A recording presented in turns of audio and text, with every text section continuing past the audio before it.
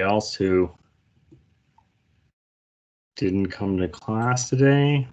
All right, so we're talking about page B3 in our workbook. This is the picture of the ribs and the sternum. First of all, do you know which is a rib and which is the sternum?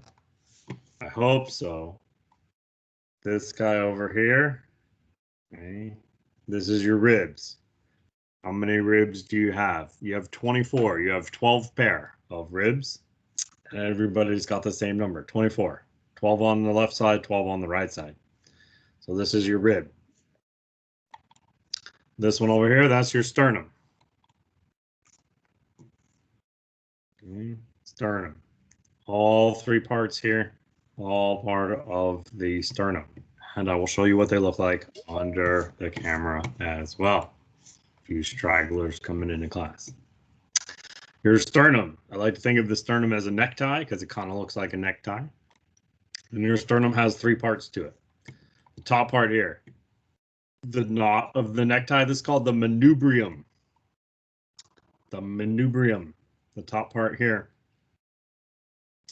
The pointy part down here at the bottom. Oops.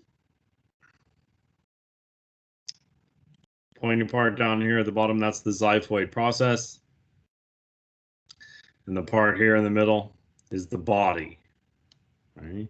We use the xiphoid process as a landmark when we go to place our hands to be able to do CPR. Right? You want to follow up the bottom of the rib cage here to the xiphoid process, and then you want a couple of fingers because you want your hand, you want the heel of your hand to be right here, right, over top of the body of the sternum, not here on the xiphoid process. Right? If you're doing CPR down here, you could break that xiphoid process off. That would be bad. Okay, so manubrium is the knot of the necktie. The xiphoid process is the pointy part of the necktie. The body is the part in the middle.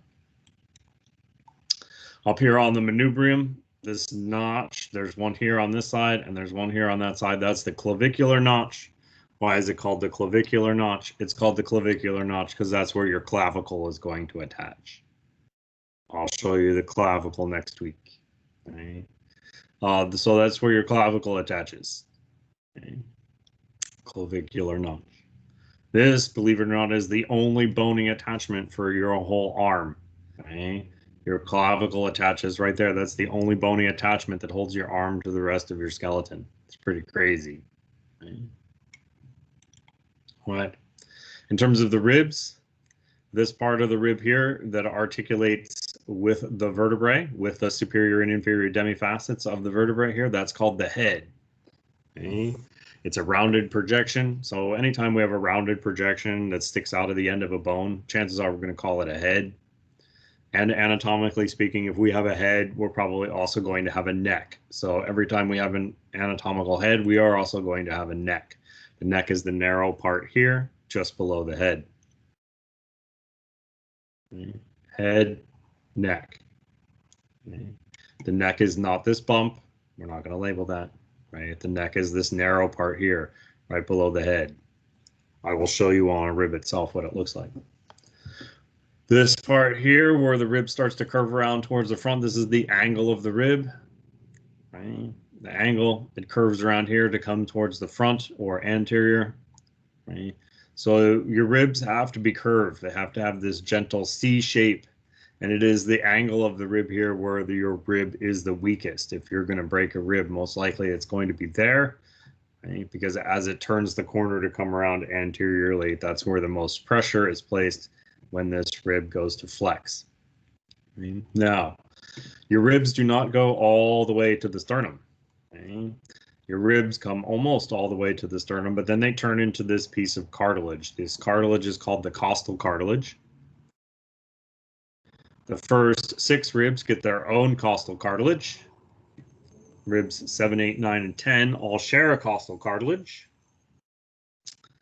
And ribs 11 and 12 don't even have a costal cartilage. Okay? So this is a bar of cartilage here. This helps make our rib cage flexible, okay, by having this cartilage in here.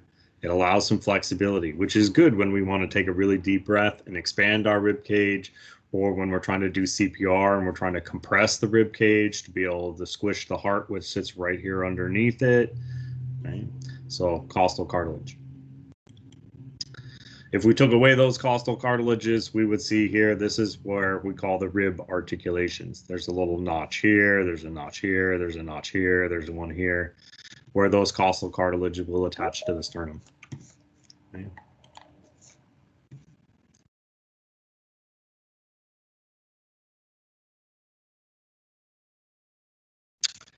So that's what we want to talk about with our ribs and sternum.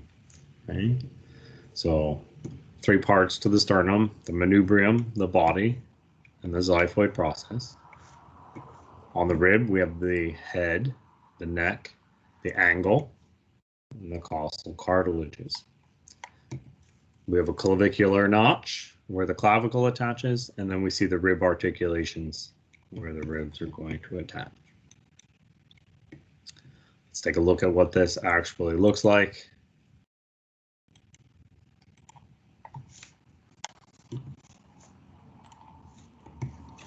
Okay. So here, this is our sternum, and these are the costal cartilages. Okay.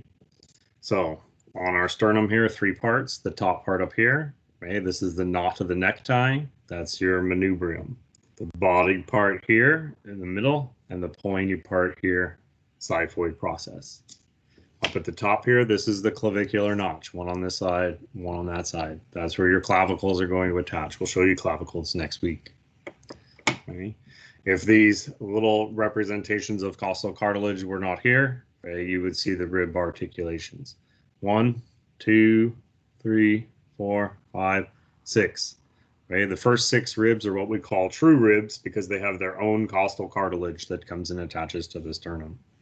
Okay. Ribs 7, 8, 9, and 10 are what we call false ribs because they all turn into this one costal cartilage that attaches down here at the bottom of the body of the sternum. Ribs 11 and 12 don't even come all the way around. Okay. They're floating ribs, okay, and they attach just to the vertebrae. Okay. So that's our sternum. This is a rib. Okay. So this part here, here's the head, the narrow part right underneath that. There's the neck. This is the part that would attach to the vertebrae.